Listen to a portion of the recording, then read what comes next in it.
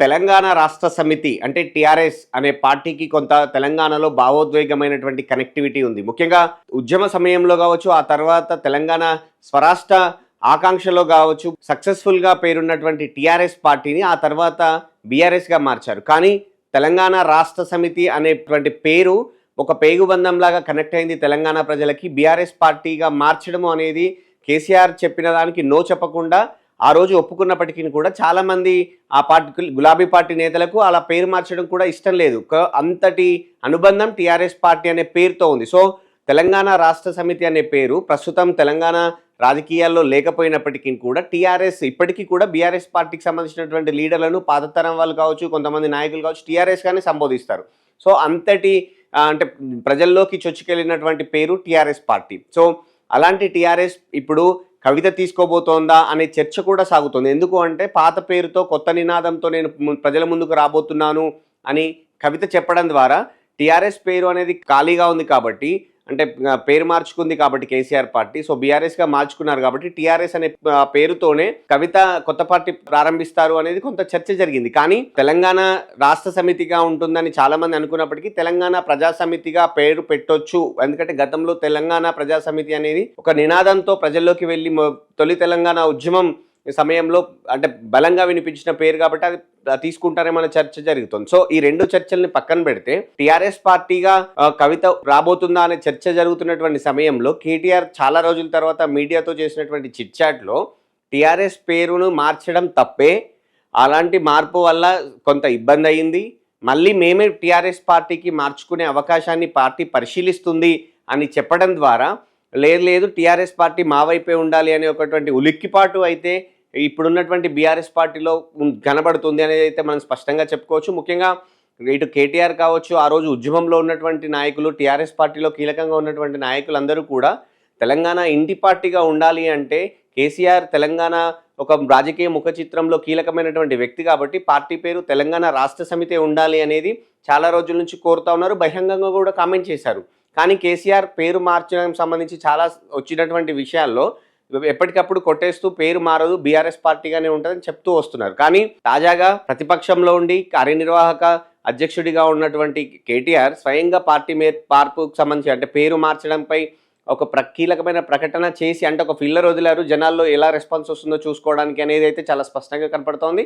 మరోవైపు కవిత పార్టీ అంటే కవితకు ఆ పార్టీ పేరు రాదు అని చెప్పినట్టుగా అయితే కనబడుతోంది. ఇక్కడ మనం గమనించాల్సిన విషయం ఏంటి అంటే అసలు టీఆర్ఎస్ పార్టీ పేరు ఎవరైనా పెట్టుకోవచ్చా? ఎందుకు అంటే ఆ పార్టీని పేరు కాదని బీఆర్ఎస్ పార్టీగా రూపాంతరం చెందింది KCR party. So TRS party పేరు ఖాళీగా ఉందా, ఏంటి పరిస్థితి అని మనం కనుక చూస్తే ఎన్నికల కమిషన్కి సంబంధించినటువంటి నిబంధనల ప్రకారం పార్టీ పేరు అంటే ఖాళీ అయిన తర్వాత ఎవరైనా తీసుకోవచ్చు. కానీ ఒక రిజిస్టర్ పార్టీగా కొద్ది రోజులు అంటే అధికారంలో ఉన్న పార్టీగా కూడా ఉంది కాబట్టి రిజిస్టర్డ్ పార్టీగా ఉన్నటువంటి పేరు ఖాళీ అయినప్పటికీ కూడా దాన్ని కూలింగ్ పీరియడ్ లేదా ఫ్రీజింగ్ టైం అని అంటారు.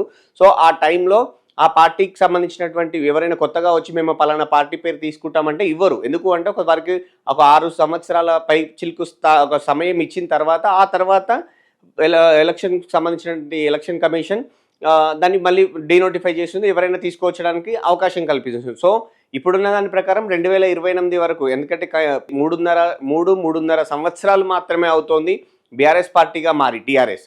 సో మరి 2028 వరకు వాళ్ళకు ఇంకా అంటే మళ్ళీ టీఆర్ఎస్గా మారాలి అని అనుకుంటే బీఆర్ఎస్ పార్టీకి వారికి అవకాశం ఉంటుంది. అప్పటి వరకు ఆ పార్టీ పేరు కావచ్చు, గుర్తు కావచ్చు వేరే వాళ్ళకి తీసుకోవడానికి అవకాశం లేదు. సో ఈ లెక్కన కేసీఆర్ అంటే బీఆర్ఎస్ పార్టీకి తప్ప కవిత కావాలి అని అనుకున్నప్పటికీ కూడా టీఆర్ఎస్ పార్టీ అనే పేరు కవితకు రాదు. సో కేటీఆర్ ఏం చేస్తున్నారు, సో మా పార్టీ పేరు మళ్ళీ మార్చుకునే అవకాశం ఉంది అంటున్నారు. సో ఇప్పుడు పార్టీ జనరల్ బాడీ మీటింగ్ పెట్టి అన్ని జిల్లాల అధ్యక్షులతో సంతకాలు చేయించుకొని రాష్ట్ర కార్యవర్గంతో సంతకాలు చేయించుకొని పోలిట్ బ్యూరో మెంబర్లతో ఉన్నటువంటి అంటే ఎవరైతే ఉన్నారో వాళ్ళందరితో సంతకాలు చేయించుకొని అప్పుడు మళ్ళీ మా పార్టీ పేరును మళ్ళీ ఇదివరకు ఏదైతే తెలంగాణ రాష్ట్ర సమితి ఉందో టీఆర్ఎస్గా ఉందో మళ్ళీ మార్చడానికి అవకాశం ఇవ్వండి, మా గుర్తు అప్పుడు ఇప్పుడు ఒకటే కాబట్టి అని ఎలక్షన్ కమిషన్కు అడిగే అవకాశం ఉంటుంది. అప్పుడు ఎలక్షన్ కమిషన్ కూడా అంటే ఎవరికైనా అభ్యంతరాలు ఉన్నాయనేది విషయాన్ని తీసుకొని అభ్యంతరాలను స్వీకరించి బహిరంగ ప్రకటన ద్వారా ఎవరికీ లేవు అని అనుకున్నప్పుడు మాత్రం పేరు మార్చడానికి అవకాశం ఉంటుంది. సో ఇదంతా లాంఛనంగా జరిగేటువంటి ప్రక్రియ. సో కేసీఆర్కి మాత్రమే అంటే బీఆర్ఎస్ పార్టీకి మాత్రమే మళ్ళీ టీఆర్ఎస్ పార్టీగా మార్చుకునే అవకాశం మాత్రమే ఉంది.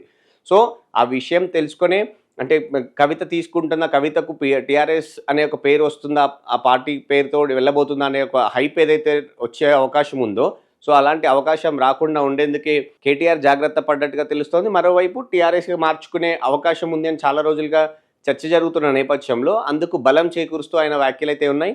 సో ఈ మొత్తంగా ఓవరాల్‌గా అయితే టీఆర్ఎస్ పార్టీని మళ్ళీ వచ్చే ఎన్నికల నాటికి తెలంగాణలో చూసే అవకాశం అయితే చాలా స్పష్టంగా కనబడుతుంది. మరోవైపు అంటే ఇంట్లో జరుగుతున్నటువంటి గొడవల విషయంలో కావచ్చు, భేదాభిప్రాయాల విషయంలో కావచ్చు, ఆయన వ్యాఖ్యలు నర్మగర్భంగా చేసినప్పటికీ కూడా ఏం జరుగుతుందనేది అయితే చెప్పకనే చెప్పాయి.